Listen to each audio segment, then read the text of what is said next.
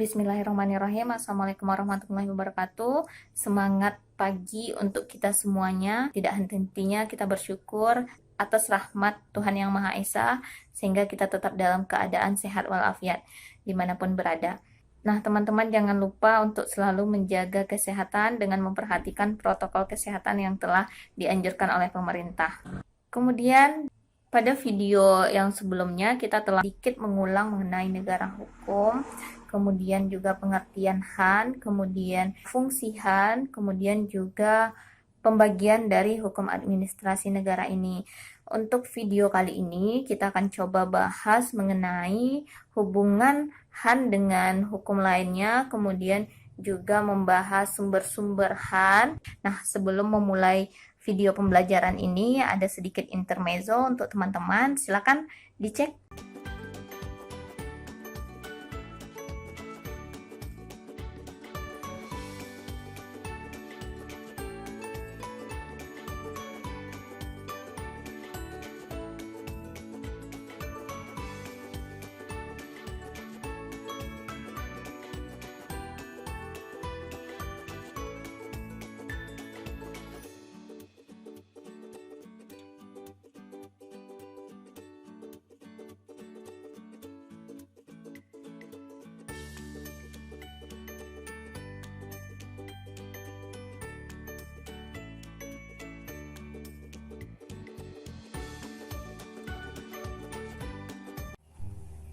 Nah, itulah tadi sedikit intermezzo untuk memulai perkuliahan kita. Baiklah, langsung saja kita masuk pada materi kita mengenai hubungan hukum administrasi negara dengan ilmu hukum lainnya.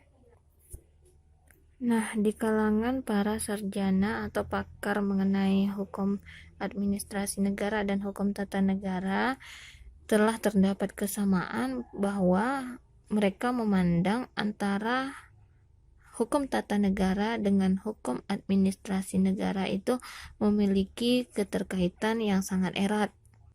Keterkaitan itu antara lain sebagaimana yang disampaikan oleh Ten Berge, bahwasanya hukum administrasi negara ini adalah sebagai perpanjangan dari hukum tata negara, atau hukum administrasi negara ini adalah hukum sekunder dari hukum tata negara.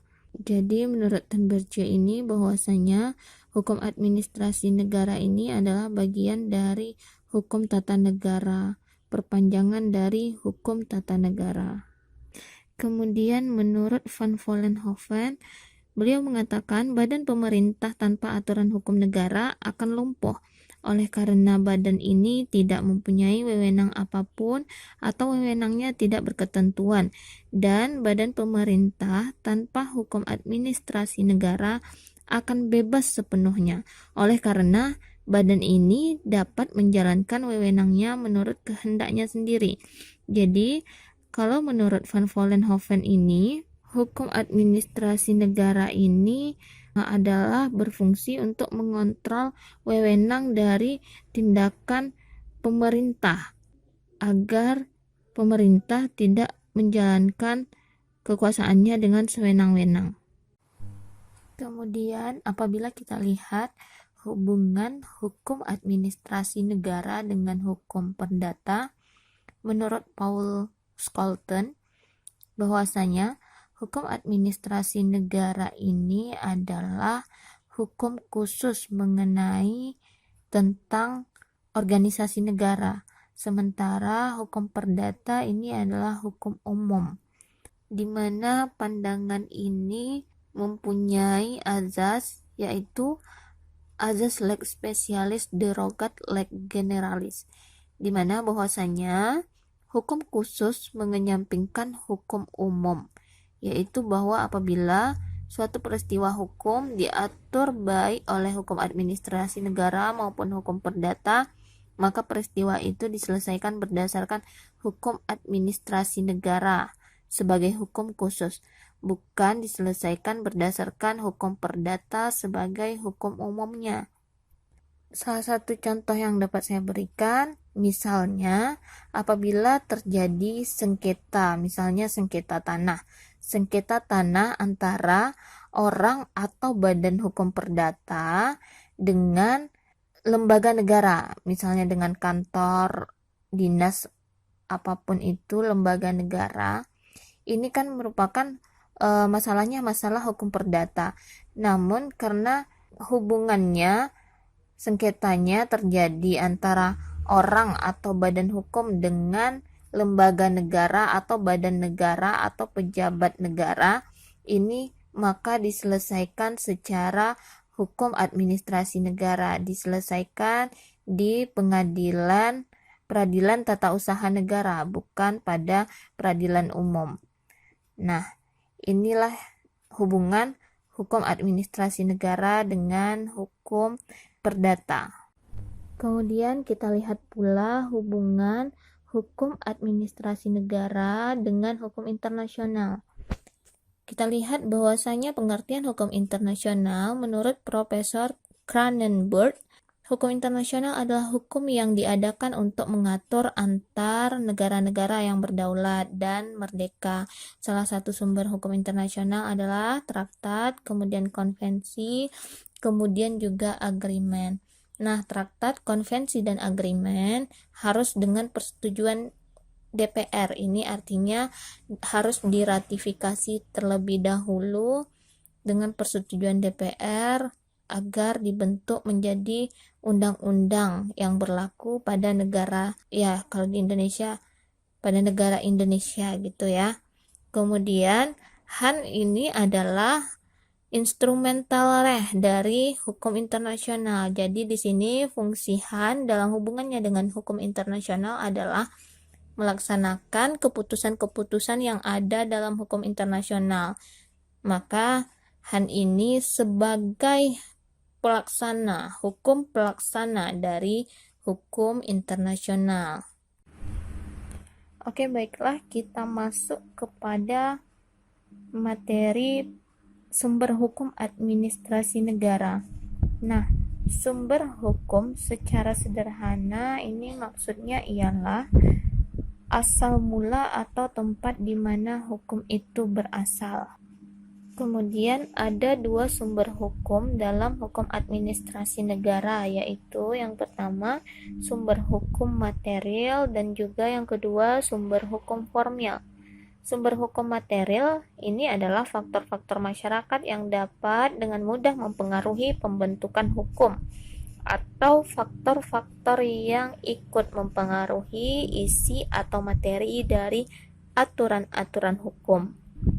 Sedangkan sumber hukum formil adalah sebagai sumber hukum material yang sudah dibentuk melalui proses-proses tertentu, sehingga sumber hukum tadi menjadi berlaku umum dan ditaati berlakunya oleh umum atau dapat dikatakan sudah mempunyai kekuatan hukum yang tetap. Nah, kita masuk kepada beberapa sumber hukum formil hukum administrasi negara. Yang pertama ada peraturan perundang-undangan.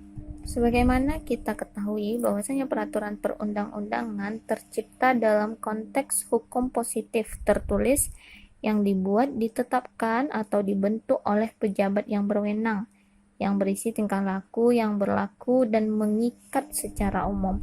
Nah, kalau di Indonesia sering kali saya ingatkan bahwasanya peraturan perundang-undangan itu memiliki tingkatan-tingkatan atau sering dikenal dengan hierarki peraturan perundang-undangan sebagaimana terdapat pada Pasal 7 Undang-Undang Nomor 12 Tahun 2011 tentang pembentukan peraturan perundang-undangan. Yang mana yang pertama tingkatan peraturan perundang-undangan yaitu ada Undang-Undang Dasar 1945, kemudian yang kedua ada atau MPR, kemudian yang ketiga ada undang-undang atau Perpu ya. Kemudian yang keempat ada peraturan pemerintah, kemudian yang kelima ada peraturan presiden, kemudian yang keenam ada Perda provinsi, kemudian yang ketujuh ada Perda kabupaten atau kota. Nah, selain itu termasuk juga ke dalam peraturan perundang-undangan ini ada seperti peraturan menteri ya atau peraturan Mahkamah Agung ya. peraturan Mahkamah Konstitusi. Nah, itu juga termasuk ke dalam bentuk peraturan perundang-undangan. Kemudian yang kedua yaitu ada kebiasaan atau praktek tata usaha negara. Keputusan yang dikeluarkan oleh alat administrasi negara dikenal sebagai keputusan tata usaha negara atau basiking ya. Dalam mengeluarkan keputusan atau ketetapan-ketetapan ini muncul praktek administrasi negara yang melahirkan hukum administrasi negara, kebiasaan atau yang tidak tertulis. Hal ini terjadi karena administrasi negara dapat mengambil tindakan-tindakan yang dianggap penting dalam rangka pelayanan kepada masyarakat, meskipun belum ada undang-undang atau hukum tertulisnya. Hukum tidak tertulis atau kebiasaan atau praktek tata usaha negara ini dapat menjadi salah satu sumber hukum formil dalam melaksanakan hukum administrasi negara. Kemudian yang ketiga ada jurisprudensi. Nah, sebagaimana kita juga sudah mengetahui bersama bahwasanya jurisprudensi ini dimaknai sebagai keputusan hakim yang terdahulu atau keputusan suatu badan peradilan yang terdahulu yang sudah mempunyai kekuatan hukum yang tetap, kemudian diikuti oleh hakim yang lain secara terus-menerus pada kasus yang sama. Nah, kalau ini sudah jelas ya, sudah kita pelajari juga pada sumber-sumber hukum. Kemudian yang keempat ada doktrin. Doktrin juga sudah diketahui teman-teman mahasiswa dari mata kuliah pengantar ilmu hukum mungkin mengenai sumber-sumber hukum. Doktrin ini dipahami sebagai sebuah ajaran hukum atau pendapat para pakar atau ahli hukum yang berpengaruh. Ini menjadi sumber sebagai hukum. Tentunya tidak semua pendapat ahli atau pakar ini bisa menjadi sumber hukum ya. Ini memang ada proses yang panjang, kemudian tokoh itu telah dipercaya umum untuk bisa menjadi contoh ya, atau untuk bisa dipercaya kata-katanya menjadi sebuah sumber hukum. Nah, bagaimana dengan penjelasan pada video tadi? Semoga dapat dimengerti. Mohon maaf apabila terdapat kesalahan dan kekurangan. Seperti biasa, jika ada yang ingin ditanyakan, silakan tanyakan melalui WA saya. Sekali lagi, terima kasih dan saya ucapkan Assalamualaikum warahmatullahi wabarakatuh.